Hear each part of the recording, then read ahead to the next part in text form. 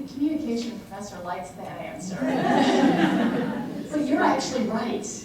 You're not wrong, though, because what we're going to talk about is this idea that friendship, in particular, especially for women, and friendship for women is built on the kind of communication that we still today are not socializing as many boys to use who grew up to be men. And when I talk about men and women today, I'm talking about most men and most women, not all. My husband is a great example of an exception. He was raised with 3 sisters, an incredible mother, and an aunt who is a nun, and he works at a women's university. Seriously? Everybody says, does he have a brother? I'm like, no. That's why, you know.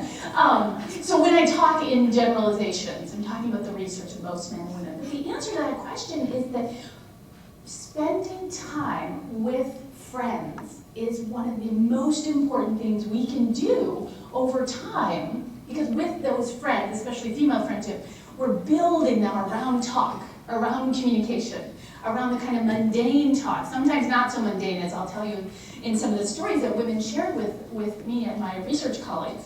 And so what we're really going to do today, what I want to launch into, is telling you a little bit about the research on why women's connections with other women are so incredibly important, not just for our psychological health, but for our physical health and how we can't separate those two.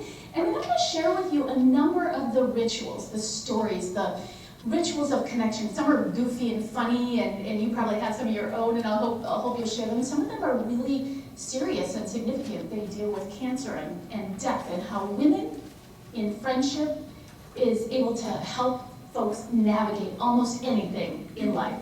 So as we transition to that, let me tell you just a tiny little bit. My signaling out, isn't it? Can you all hear me if it does go out? Yes. We can just, Can you talk a little louder? I can try. I'll try really hard. Is that better? Yes. So I don't know what's going on with this. We'll just let it go. Is that okay with you all? Okay. So one of the things that's really interesting when we start to think about communication is that the word communication itself, does anyone remember from studying Latin where the word communication comes from or what it means? You're like, oh no, don't look at me. I love it when I ask a question, my students are all like, they're making eye contact and I'll do like this. The word communication comes from the word communicare, which actually means to make common. So communication, common, community. So it comes from this idea of essential human connections. We are human because we communicate. That's what makes us human, that we actually make connections through the use of symbols and stories with other humans. And so my editor, for instance, at Fairview Press, where we published a couple books, What Happy Women Do being the third. The first two are about couples, what happy couples do, and what happy couples do when they become parents. Because a lot of times couple relationships are challenged when you add a new member to the system, especially one who needs diapering and staying up all night, and then who challenges you as a teenager. My editor at Fairview Press once told me this, and I fascinated and yet I guess not surprised, that women, for instance, in our culture, buy over 90% of all books and 98% of all books about relationships. That's what we're getting here. Ron? Library. Don't look at Ron's library, he says. And you know, when you start to think about communication and women and friendship, it kind of makes a lot of sense if you know the research, because it's women, and we have decades and decades of research which tell us that women are at the helm of their relationships. Is metaphor? Women are at the helm of their relationships for the most part. Women are the ones who drive a lot of relationships through talk. Women are those who, in our culture, in the U.S., are socialized. We're socializing our girls still in so many ways messages starting from the moment they're born. The way that we actually look at girls, baby girl eyes, longer than we do boys. So we're socializing girls still differently from the second they're born, even before, to create and sustain relationships with others in a way that's just different from the way men are socialized, boys and men. So you probably studied or heard of or read somewhere or saw on Oprah when she was still on, the research about kids' play. And this isn't research just from the 70s or the 80s or the 90s. We want to say that, oh, things are changing. But still today, the research on the way that boys and girls play is significantly different. How do boys play? Rough. Like if we went to a playground right now and observed, and we were anthropologists, and they tend to play rough. What else do they tend to do? Competition, loud. Status. Loud. They're loud. They tend to, sorry I'm screaming. I'm trying to make sure that I'm loud enough. Compare that to the way that we know, based on our research, that a lot of girls engage in play. And again, not all, but many, most.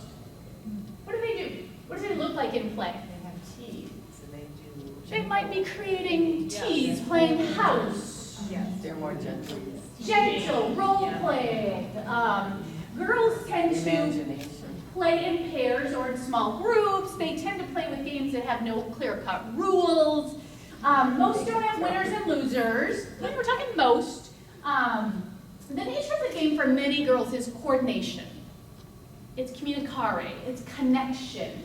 The games are the rules of the game for most boys who grow up to be men, usually. I mean that, like, anyway, that's another class. The goal is to achieve status, is to stand out, to be better, to dominate. Again, not all, but most. And so, for a lot of girls who grow up to be women, in our relationships, talk becomes key. Talk becomes mundane talk, validating one another in your experience, hearing about your stories, your grandchildren, your children, your life, your career, becomes absolutely essential for feeling like you're a part of the greater community. So we socialize still, to this day, girls who grow up to be women who engage in relationships and rely on those relationships in a way that, according to our research, is just different. But the really cool side note is that it is really important for health. So, let's start talking a little bit about that. As I write in the introduction to What Happy Women Do, what we say, my co-author is Anna Kudak. She was a former student of mine, and now she has her Ph.D. in family communication as well. What we write is that happy and healthy women in the 21st century know deep in their bones that meaningful and deeply personal relationships with their sisters, and we use that word in quotes, with their best friends, with the other women in their lives, their mothers, their nieces, their neighborhood friends, is essential to their well-being. It's not an extra, it's essential. Yes, we adore and we nurture all sorts of other kinds of relationships with children and spouses and partners and colleagues, but we yearn in a way for the uninterrupted, listen to me, oh my gosh, I can't believe what just happened, did my child just say that, or what happened at work, time with other women. And why? I want to tell you a little bit about the research on why. What is unparalleled about the connection between women? You get a sense of where it comes from, but what is the research telling us? Well, essentially, if I had to summarize it in one sentence, essentially what the research is telling us is that close female friendships make us healthier and happier. We kind of know that. I've kind of alluded to that. You might get that sense. Even before you came today, would you have made that assumption? Would you have made that claim that your female friendships? Yes. Oh, yes, she says. Oh, yeah, but I'm looking around and you're nodding. So one of the reasons that happens is that women's connections with other women actually serve as physiological stress hormone reducers. So they produce, when women are engaged often in conversation or in rituals of connection, like even painting one another's toenails, as I'll tell you about one group of women, or some elder women, I'll tell you of their story, who have Tuesdays, they call it therapy group. They get together, no men, no doctors, nothing, they're in their 80s and 90s. Those conversations actually produce oxytocin in our bodies. And oxytocin in the female body is believed to be one of those very complex hormones that build stronger bonds with other women, which in turn helps us ward off the harmful effects of the much less attractive hormone, cortisol, stress hormones. So building more oxytocin, and again, this is incredibly complicated biology. We're still, actually, I tell my students, if you want to be a great next wave researcher, start to study more the connection between our physiological, biological, and our communicative. What's going on? For instance, there's really cool research going on in California about how kids who are experiencing high conflict, or like observing that with their parents, are experiencing flooding of really a lot of stress hormones, and which conversations are the most stress producing. So really fascinating stuff, but what we know right now is that oxytocin is one of those stress reducers. It prevents the harmful, physical, yucky stuff that stress hormones like cortisol and some of the other ones produce in our body. So it helps us ward off the harmful effects of stress. Women's connections are especially important for this whole cascade of hormones and other things, especially as we get older. So in fact, research shows that the more friends a woman has as she ages, the less likely she is to suffer from serious and significant health problems, such as cancer. Okay, wow, that's a pretty profound connection or statement to make. Such as heart disease. She is less likely to have the kinds of illnesses like influenza or asthma based on these significant women's connections. That's pretty, I don't know if you're taking notes, that's worth taking notes about. In fact, researchers claim that a lack of significant close female relationships over time is as bad for your health as smoking and obesity.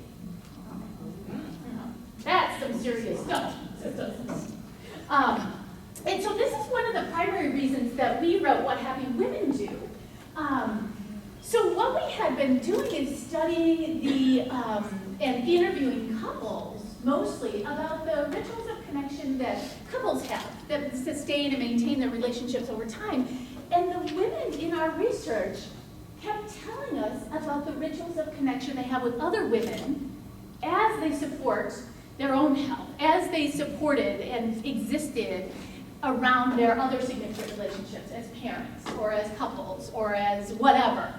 And so we're starting to tune into this idea about, we notice these women talking about the serious and significant bonds, how a lot of those friendships help them navigate the big health issues, help them navigate the more minor stuff, school transitions, job loss, conflict with a colleague or a child, so the big and the small.